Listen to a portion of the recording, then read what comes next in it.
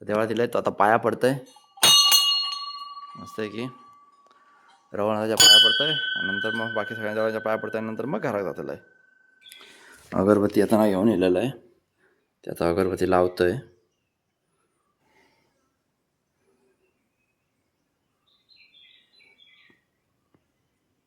मी आता येईल बावड्यात पाणी काढू, आणि बावड्यात पाणी काढूक रशी नसता होय, त्यामुळे उतरान पाणी काढूचं लागता. त्यामुळे आता ह्या पायऱ्यावरनं असा उतरा व्हाय डायरेक्ट बंडकान उडी घातल्या. या पायऱ्यावरनं असा उतरायचा धरून धरून, काय नाही पडला तरी काय नाही व्हायचा. देव हा बघू, असा उतरायचा. कळशी घ्यायची, अरे कळशेक दोरिया बघला येत ना, असं पाणी काढायचा. यो आमचा ब्राह्मण देव.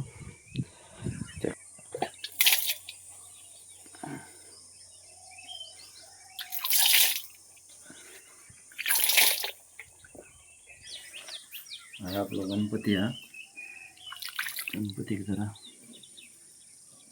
आंघोळ करूया. हा असं आपल्या गांगेश्वराचं मंदिर.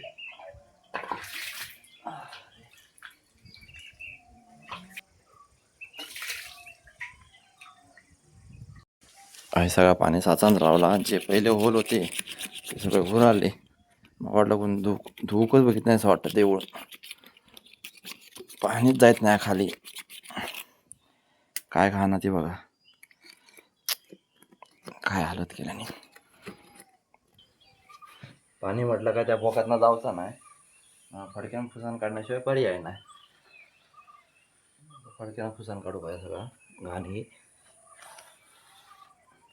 देऊळ फुसान बिसान झाला, आता जरा अगरबत्ती लावूया, पाया पडाया.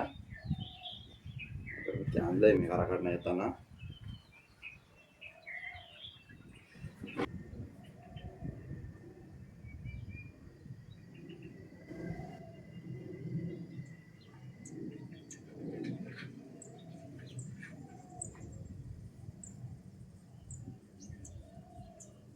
असा पाहुण्याचं मंदिर, जरा अगरबत्ती लावूया.